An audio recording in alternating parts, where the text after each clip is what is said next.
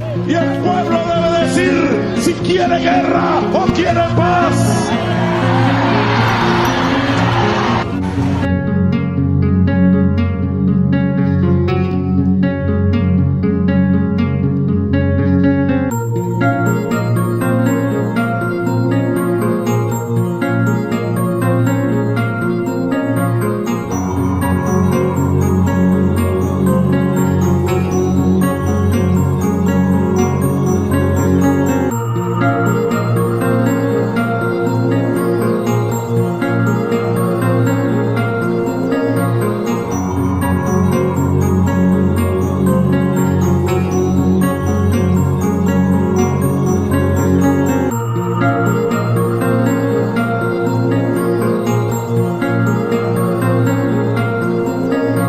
Agora. Então vamos começar a entender a questão venezuelana. São três problemas principais que o país atravessa.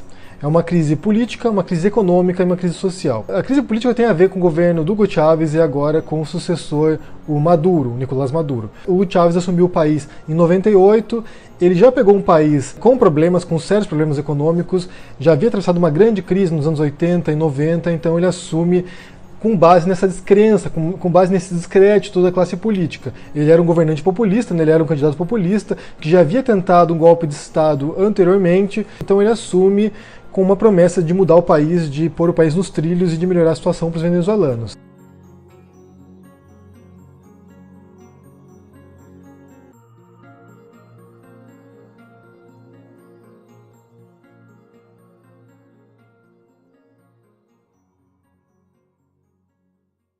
É nesse momento, em 2003, que surge o lema dele, que é o socialismo para o século XXI. O preço do barril do petróleo disparou nessa época, então houve um grande influxo de capital para o país e assim ele conseguiu um crescente controle sobre o governo. Alguns teóricos afirmam que ele não fez nenhum tipo de reforma profunda nas instituições, nenhum tipo de reforma estrutural do país, a ponto de podermos chamar isso de socialismo. Na verdade, o sistema capitalista, por mais precário que fosse, ainda estava em vigor, então ele fez medidas que encaminhariam para um sistema assim, mas na prática mesmo, o que levou ao colapso do país não tem a ver com essas propostas políticas dele, mas por causa de medidas econômicas equivocadas que foram acentuando a crise gradualmente, a um ponto que ficou insustentável. A crise atual na Venezuela não é muito diferente em sua origem, né, em suas raízes, da crise que levou o Chávez ao poder. A diferença são as medidas que o governo tem tomado para poder tentar resolver isso, mas que não tem resolvido, tem piorado. E por cima disso também tem essa fragilidade do sistema democrático, né, essa ruína do sistema democrático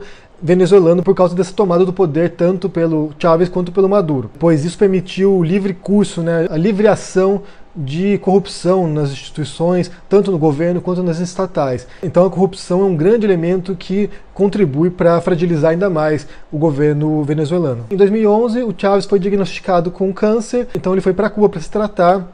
E em 2012, antes de sua última cirurgia, ele anunciou que o Maduro seria seu sucessor. Ele morre em 2013 e o Maduro assume, fazendo em seguida uma eleição, né, convocando uma eleição geral, e ele ganha por um pequeno percentual. É muito insignificante e isso levou a uma crise de legitimidade do governo do Maduro. Porque embora o Chávez fosse muito popular entre os eleitores, né, entre os venezuelanos, o Maduro ele era alguém sem nenhum tipo de carisma, sem nenhum tipo de personalidade. Então, assim que ele assume, já começam vários protestos, várias manifestações, os opositores tentando derrubá-lo. E assim, né, como reação a isso, ele reforça cada vez mais o seu apego ao poder. Então ele começa a perseguir manifestantes, matar manifestantes. O exército foi para as ruas e acabou matando manifestantes, também expulsando opositores. E é nessa etapa que começa também as fugas de venezuelanos, né, por causa da crise econômica, mas também por causa das perseguições políticas. Esse é o aspecto político da crise. Você também tem um aspecto econômico. O aspecto econômico é por causa da economia, né, do modelo econômico da Venezuela, que é petroleira rentista. O que é uma economia rentista? É quando você tem um produto, né, uma matéria-prima, algum tipo de produto que é a base da economia. No caso da Venezuela é o petróleo, não é o único país que faz isso, né? Os países do Golfo, por exemplo, também seguem uma política parecida e isso indiretamente inibe o desenvolvimento de outros setores produtivos. Você tem uma grande reserva desse recurso, no caso do petróleo, porque a Venezuela é o país que tem a maior reserva de petróleo do mundo, então eles confiam nesse recurso como sua base da economia. Só para você ter uma ideia, 90% das exportações da Venezuela são de petróleo. Esse é o modelo comum adotado por países com governos autoritários, como a Arábia Saudita, por exemplo. Porque desse modo o governo consegue manter controle sobre a economia, sobre a política e também evita a ascensão de uma classe produtora, de uma burguesia que poderia se opor ao governo, né, como industriais ou como grandes comerciantes, que poderiam, através do poder econômico, também ditar a política. Então você tem uma classe política muito forte que usa o petróleo como elemento de governo, como elemento de controle governamental. Como eu disse, esse modelo se assemelha, por exemplo, à Arábia Saudita e também do Iraque antes da queda do Saddam Hussein. No governo anterior do Hugo Chávez, houve tentativas de fazer uma reforma econômica no país, né, uma reforma neoliberal no país, de acordo com princípios ditados pelo FMI, só que a população e a classe política se opôs a isso, então não foram implementadas, porque isso talvez abrisse mais para a iniciativa privada, abrisse mais para o mercado de livre comércio e que diversificaria a economia, mas isso não ocorreu. Então a crise atual, ela tem exatamente a mesma base que a crise anterior. Esse mercado petroleiro rentista dedicado à exploração e à exportação de petróleo. Esse é o fundamento do problema da Venezuela. Inclusive, quando o Chávez assumiu, o petróleo estava num nível bem baixo, né, de valor, né? E nos anos seguintes ele disparou, chegou a $100 por barril, então houve uma injeção de dinheiro no país, houve uma entrada de recursos sem precedentes, só que o problema foi que, diferente de outros países também nesse modelo, como Emirados Árabes ou como Catar, que fizeram reservas de dinheiro, que controlaram os gastos públicos, o governo venezuelano fez gastos astronômicos. Então o déficit de economia era assim sem precedentes, e eles gastavam muito mais do que eles estavam arrecadando. Isso levou ao que se chama de doença holandesa. O que é a doença holandesa? A doença holandesa é quando o boom de um commodity, né, nesse caso o petróleo, leva à deteriorização da economia, do setor produtivo da economia. Que é aquilo que eu falei, né? Como é um modelo fundado no petróleo, isso leva à desindustrialização do país. Essa doença holandesa tem um percurso, que é o boom do commodity, a supervalorização da moeda, quedas nas exportações, aumento das importações e desindustrialização. O aumento do preço do petróleo levou a uma supervalorização do bolívar. Com isso, outros produtos venezuelanos deixaram de ser exportados, o que levou ao aumento das importações. Então passaram a importar bens de consumos básicos, essenciais, como papel higiênico, como detergente, como certos produtos que eles não produziam. Então passaram a importar porque era muito mais vantajoso, muito mais eficaz importar esses produtos. E com isso ocorre uma desindustrialização. Ou seja, se você está importando esses produtos, você vai deixar de investir na criação de um setor industrial para fazer esses produtos. Em 2014, o preço do petróleo despencou e como boa parte dos produtos que os venezuelanos consumiam eram importados, não havia mais dinheiro para isso. O preço do petróleo caiu de $100 por barril para 40, então o governo simplesmente não conseguia mais manter a aquisição de produtos importados. E isso levou ao desabastecimento, quer dizer, os mercados com prateleiras vazias, sem produtos disponíveis para as pessoas. A fome também, né? A essa crise comercial do país. O que os especialistas dizem que são 5 fatores que levaram à crise. Então, restrição de divisas, porque havia um controle cambial muito forte, desrespeito à lei,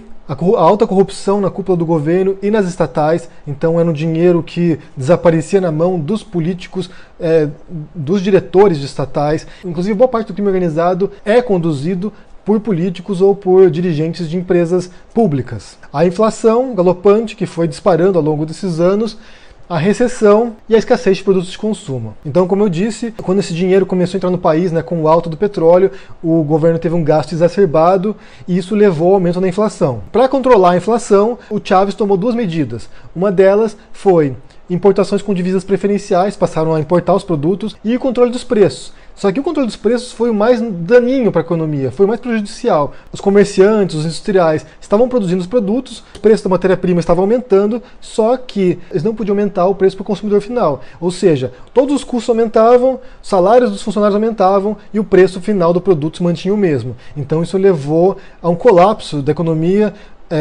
Muitas empresas muitas lojas fecharam, e o governo, para tentar controlar isso, né, para tentar controlar essa bancarrota de empresas, começou a estatizar tudo isso, começou a comprar essas empresas, comprar comércios, comprar indústrias, para tentar manter a economia funcional. E isso, em vez de resolver o problema, também acentuou o problema, porque as empresas estatais eram altamente incompetentes, com uma ingerência extraordinária, alta corrupção, não eram produtivas, não tinham boa qualidade e como não havia concorrência, aquilo ali foi também se deteriorando. A própria empresa estatal de petróleo também começou a ter baixo rendimento, o número de barris produzidos foi caindo ano a ano, e quando vem a queda do preço do barril do petróleo, então você tem todos esses elementos já em andamento. Esse é o elemento que é a pá de cal da crise venezuelana. Já no governo do Maduro, ele tenta controlar esse estrago, ele vem já numa política semelhante à do Chávez, e essas políticas só acentuaram a questão ainda mais. Ele fez corte de gasto, aumentou o preço da gasolina e efetuou pagamentos a credores. Então ele adotou medidas neoliberais em alguns aspectos.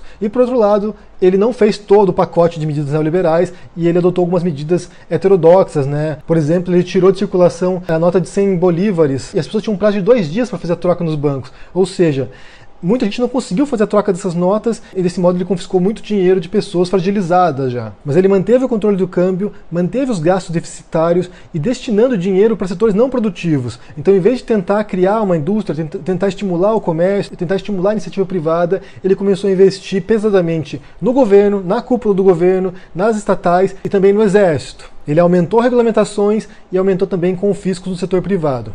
Ou seja, você vê aqui que é uma série de medidas que foram gradualmente destruindo a economia venezuelana e contribuindo ainda mais para o problema. Por fim, você tem uma série de questões sociais envolvidas também, que tem a ver com toda essa degeneração do sistema, né? Você tem aumento da violência, aumento das mortes, dos homicídios no país, você tem os protestos que foram rechaçados com violência, uma grande repressão da oposição, dos manifestantes, a escassez de produtos que levou à fome no país. Diz que o peso médio do venezuelano caiu 8 quilos nesse período. Esses movimentos migratórios, né? Essa multidão de venezuelanos deixando o país, indo para países vizinhos, ou seja, você tem toda uma questão que envolve vários aspectos e para o qual não parece haver muita solução.